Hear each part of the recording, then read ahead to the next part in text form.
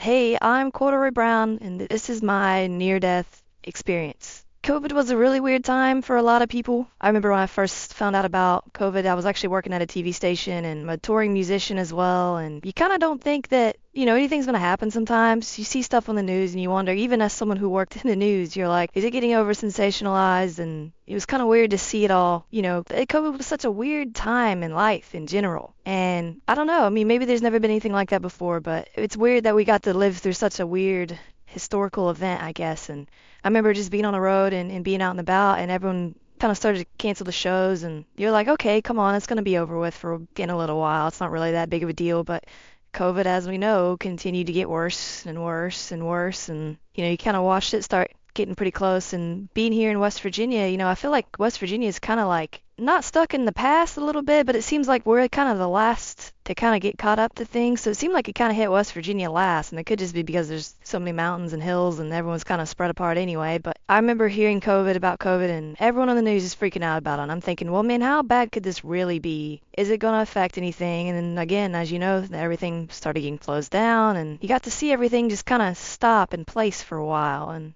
I know a lot of people that got COVID that were just kind of sick, but not really that sick. And then you hear on the news, man, like there's some people getting really sick from this, and there was so much confusion and uncertainty. And I guess if you fast forward a little bit into 2021, still COVID's pretty prominent at this point. I finally ended up getting it, and I figured because, was still meeting with people and still hanging out with friends, and you just don't really know. I don't think anyone really knew. I mean, at the time, everyone was like, wear a mask, stay away, but, you never think it's going to happen to you, I guess. So I ended up getting COVID, and when I had COVID originally, when I first actually was infected with COVID, it was like a cold, and I remember being in my apartment at the time and felt like a sinus problem, no big deal, and I had to stay away from work and stuff obviously, but kind of just like, okay, wow, maybe this isn't such a big deal. But a couple weeks go by, I go back to work, and I noticed some weird stuff, and I was just feeling really odd. And again, it just the surrealness of it all kind of being shut down. Everything was just shutting down, and just around the world. But I remember going back to work and I was kind of nauseous still, so I just feel like it was just maybe like, I guess, I don't know, if you get any kind of sickness, you just don't feel right away. So after a couple weeks went by, go back to work, and I started noticing I'm starting to throw up a little bit, and I was like, okay, maybe I just ate some weird stuff or whatever, but I'm also really tired, and I don't know, whatever it could be, who knows, and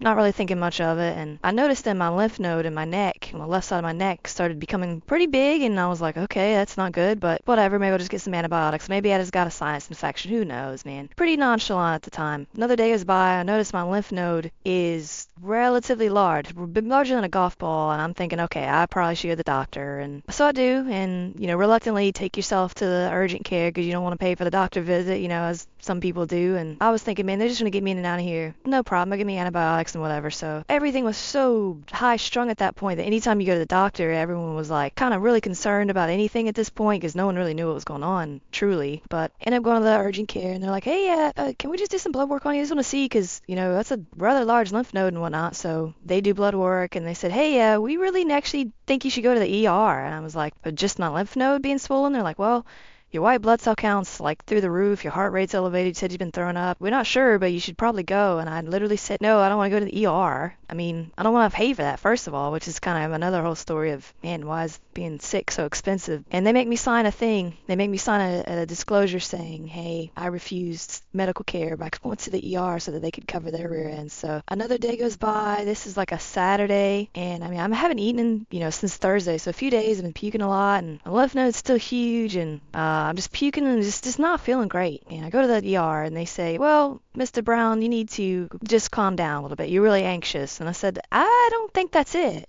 People describe me as a basset hound. I'm not super animated. I'm kind of real go with the flow, and I don't really get anxious. I told them that, and they wouldn't believe me for some reason, but they said, no, here's some Ativan, and here's some stuff to calm you down. And keep in mind, like when I went to the ER, I'd been throwing up a lot, and my kidneys had started hurting, my lymph node was still swollen, and my breathing was a little efforted, and you just don't really think past that. You're just like, okay, I'm just going to go there, be in and out real quick. And little done it, like 10 hours later, I was going to be back in the ER.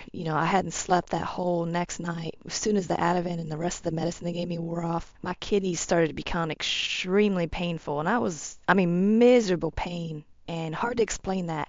It felt like people were squeezing on my legs and just had vice grips on my legs, and I was throwing up a lot, still having trouble breathing, and I ended up calling my mom, and I was like, hey, I think something's wrong. I don't really know, but they didn't say anything was wrong in the ER, so I kind of want to go back, though, and as I'm getting up, and I'm so dehydrated, I haven't slept and haven't eaten since Thursday at this point, so I can't keep anything down, and I'm pretty weak. I remember, like, walking down the stairs of my apartment, like, really just, like, kind of foggy and just, like, kind of limping down there because I just had nothing in my body, and I get to the hospital, and I say, hey, I came in yesterday, well, I gotta come back, and they're like, well, what's going on? I said, oh, my lungs, I'm having a real hard time breathing, I'm still throwing up, my kidneys are on fire right now, I don't know, and at this point, I'd gotten so sick so many times to my stomach that, I mean, I was just sitting there, and I had to keep running back to the bathroom and just whatever I could get out of my body, it was trying to get rid of. And eventually they get me down to like kind of a free room before they get me up to the main room. And, you know, my kidneys are just absolutely on fire, and they're kind of not sure because I guess like in West Virginia, you know, there is a problem with opioids, and there's a huge documentaries about it, and it's getting better, but I think nurses and the hospital staff are so used to people coming and asking for medicine and drugs, basically to painkillers, that they're very hesitant to just give that stuff out. But I've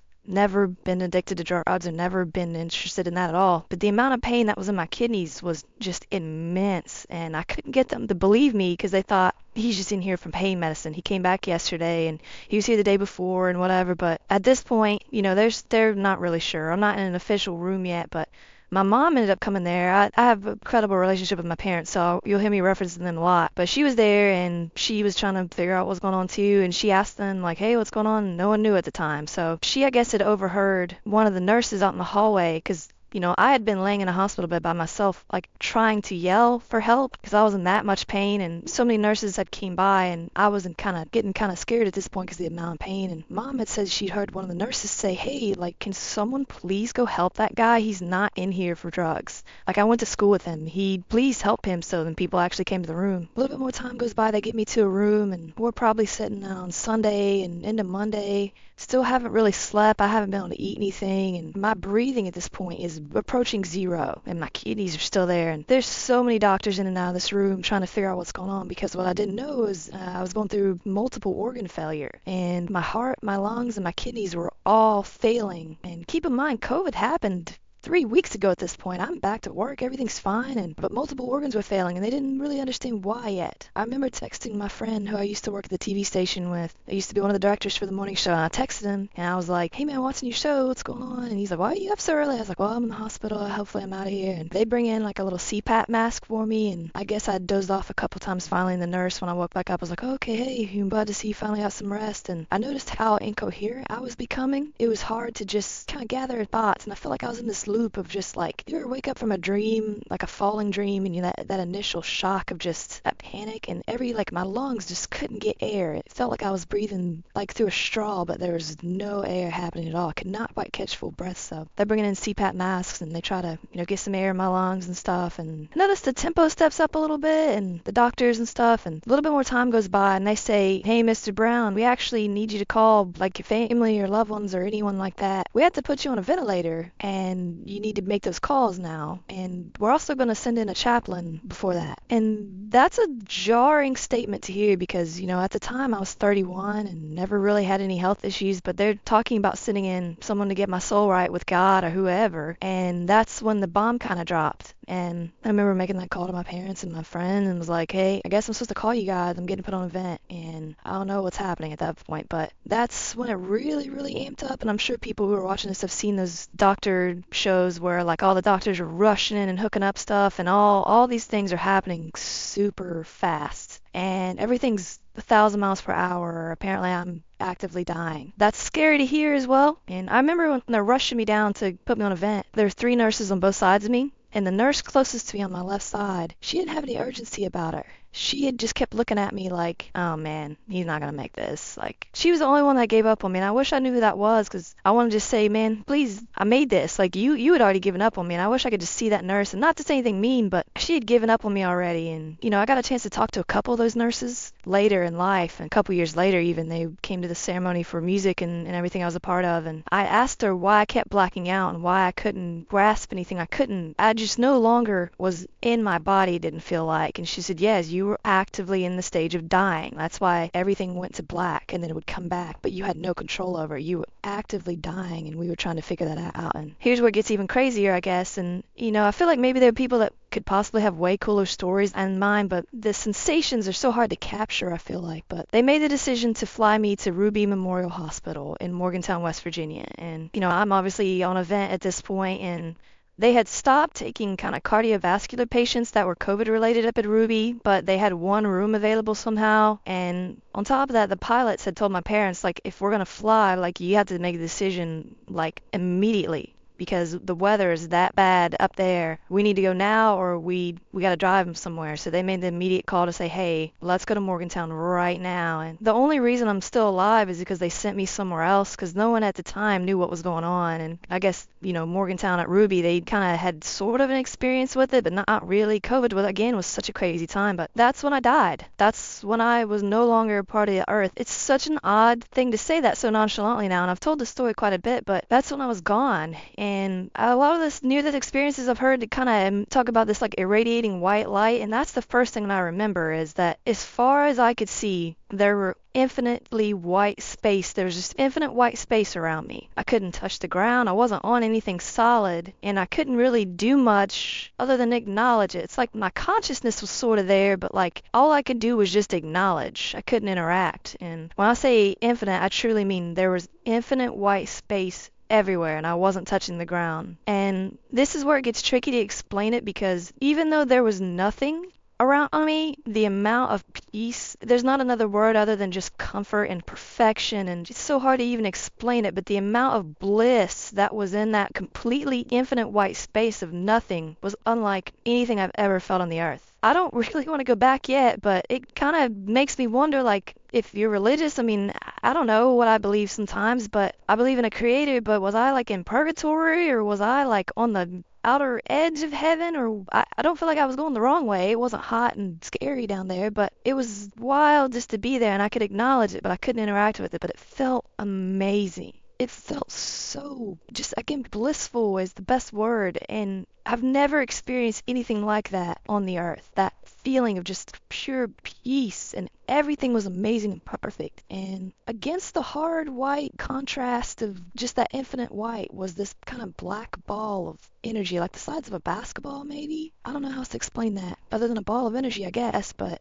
there, it started really, I could see it for a while, then it kind of felt like it just got really close to me. Like I couldn't touch it though, and I didn't want to touch it, but I could say, hey, that's there. Okay, what now? And I remember being there for a while. And as I was there in that infinite white space, not touching anything solid, literally levitating in that infinite white space, that black ball of energy that I became kind of friends with and said, okay, well, we're both here. What is this? Started to slowly go way out into the distance, which felt like it took forever almost, but it never was scary. It never felt wrong. It never felt bad that I was alone again, but that little black orb decided to go way off in the distance. There's just not a feeling on earth that can place that bliss that was there. Then it comes crashing down, because the jarring feeling of getting zapped out of that place felt like whiplash almost, because I'm hearing the doctor say, hey, Mr. Brown, can you hear us? You're in Morgantown, West Virginia, Mountaineers, WVU, and the uncomfortable ripcord sensation from that piece to now being back and feeling gravity and feeling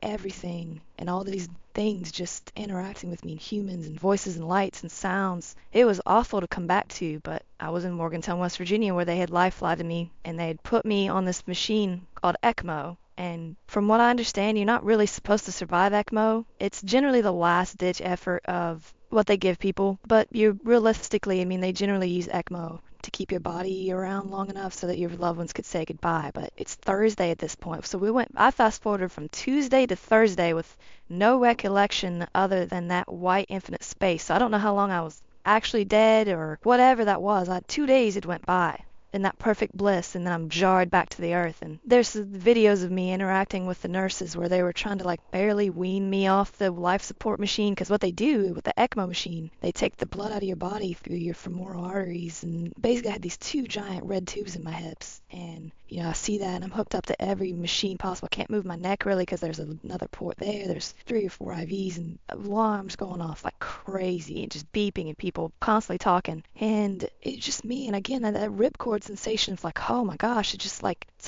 a car wreck. It just pulled me back to the earth, and I get to learn a little bit about what's going on after I'm slowly getting weaned off sedation, and they're letting my body get its autonomy back, and eventually talking to these nurses asking what is going on, because there's what? Like, I remember being in the hospital, but I'm awake and now I'm hooked up to even more machines, and they're explaining, okay, you're currently being weaned off life support, which I thought was wild to get to talk to somebody while I was still technically on life support. And there were days there that just, even time, I guess, they were trying to kind of touch the water and see what my body could get away with. And there were these times where they would like see how far they could push my body, and it would react horribly because it just wasn't ready yet. And all the alarms would go back, and all this stuff would happen. The nurses flying in the room, and it was just the most wild thing to wake up to. And all that's kind of blurry. Then they decide that they're actually going to take me off the life support, which is a great thing because they originally had given me 2 weeks to be on that type of life support. And then they said, well, we got to make a decision after 2 weeks. And my body started trending in the right direction. So I was only on life support for, I guess, 3 or 4 or 5 days. I don't remember the exact, obviously, piece of it all. So, another surgery to get the tubes removed. And then you kind of come to terms with, I wasn't on the earth. Then you just get flooded with, okay, what now? And what I can say that this whole experience was just, I feel weird because I know people that didn't survive COVID and other diseases and stuff like that, but this was called, I guess, MIS-A, which is some kind of multiple inflammatory syndrome of my organs. And basically what happened was that COVID, even though I had COVID and had recovered perfectly fine, the antibodies in my body said, whoa, what is all that? And then there was this just crazy immune response from my immune system, and that put my heart into a state of shock, which freaked out my organs. So instead of just heart failure, I became heart failure, liver failure, kidney failure, and lung failure all at the same time. And my body had just checked out. It was given up, and they had to wean me off that life support to see what it was going to do next. And, when I finally got out of there, you really start to think, like, what if this happens again? Or am I actually going to get out of here? Or is this the worst of it? And there were some horrible nights there. There were some awful nights. The immense pain in my kidneys and lungs came back, and man, the staff at Rubin Memorial is no joke, man. They hold their heads high. They went right into action and did this ECMO life support. And if you've ever wondered what regret feels like, you have to die to get the full scale of it, because I feel like regret is such a short word, but it weighs 40 tons. It weighs an immeasurable amount, even though it's just a short word. Regret was the heaviest and worst feeling that I ever felt laying in those hospital beds, because suddenly I had regretted all the time I had wasted. And I don't mean you have to go and, jump off. You don't have to go skydiving. You don't have to do this. You don't have to do these crazy things. But I regretted so much time that I wasted being upset at trivial things and people who had hurt me. And regret was the thing that I never want to feel to that extent again. If I could ever encourage people, and I do that with my music and when I do public speaking about mental health and any of that stuff, I don't ever want to get to that point again and say, man, I wish I had never done that, because there's no way to measure how heavy the regret of time wasted felt. And that doesn't mean, you don't have to just go and be doing 100,000 things every day and every second of the day, but why am I upset about the smallest things, and why am I not letting things go? And, the stuff that, like, hippie people say, like, man, all you got to do is love, like, they're onto something. They're truly onto something. It's worth it to just, God, why are we not running towards our things that make us happy, and the people that make us happy at 4 million miles per hour? Like, it doesn't make any sense, because, I struggled with mental health for as long as I can remember, being in middle school and in high school and college, and I self-harmed a lot, especially in high school and college. In my primary form of self-harm was cutting, and I'd experimented with a couple things. I just lived life sometimes really recklessly, not thinking I was going to make it past another year anyway, that I just, before that whole experience, it's like I was testing God, and I would almost like test him and say, like, I don't even want to be alive. And then he brings me there, whoever brings me there, universe brings me there and says, I'm going to show you that you don't really want to die. I'm going to take you to death and bring you back and take you about as close as you can to getting what you asked for. Now what do you want out of it? Now what do you want out of life? And I don't know that maybe there's some grand purpose in life other than just to live and exist, but I found my purpose again. And people ask me all the time, like, what did that teach you? And it's like, it didn't teach me something as much as it reminded me that, like, man, we get this one time on the earth, and, like, I'm sitting here wasting it, not living to the full potential, and even trying to take my own life at times. And that's kind of my message of encouragement to people, that, like, I somehow got to see it get better. And I wish anyone that's ever struggling with staying alive is that, like, you can see it get better, but you have to hold on to it. You have to try. You have to go after it. And when I was dying, and when I did come back, like, I didn't want things. I didn't want material possessions. I mean, I didn't want a car or I didn't want a house or whatever. I didn't want that stuff. All I wanted was time. And there are people who are going to be way smarter and more talented than I'll ever be in my entire life. And they're not any better than me just because of those things. You know, there's people like Steve Jobs, who was the owner of Apple, and he died of cancer, right? And all he wanted was more time. And if I could just like go back and talk to my younger self, I would say, man, like get out of your own way. There's so much life to live. And, you know, if you're watching this, you have access to internet and most likely you have clothes on your back. And, man, there's no reason to not run towards whatever drives you to be happy at, again, full top speed. And what was so bizarre to see was just the outpouring of love in the community. Huntington, West Virginia is not a big town. Everyone knows each other just like you'd imagine. I grew up in a little town called Chesapeake across the river where we literally had one stoplight. There was like less than 100 kids in our graduating class, but it felt like the entire earth had my back and was praying, and I don't know why I got favor over some people who didn't make it, but I struggle with that because why didn't those people get the amount of support, you know?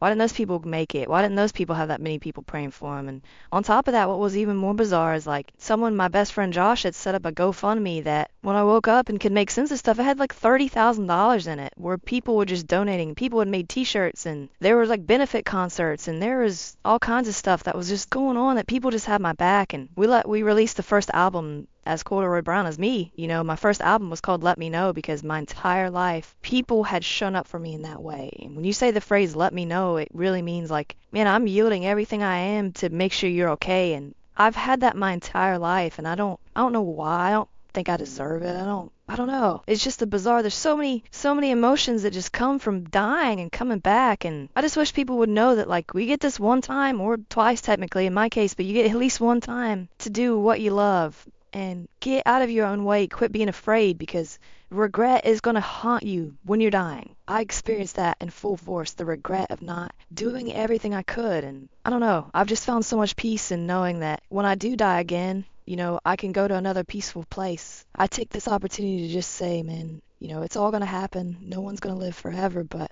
I hope that now is what you focus on. And we're blessed with time if you're young enough and healthy, and we're blessed with all of this, so we have to use it. I'm not ready to quite go back to that place, but I think I have a lot more peace knowing that where I did go was pretty amazing. And even if it's hard to explain those words, it was this beautiful, imperfect place.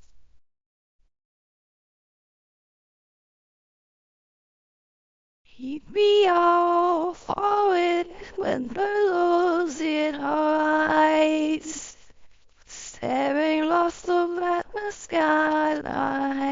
Keep me all forward when the losing eyes.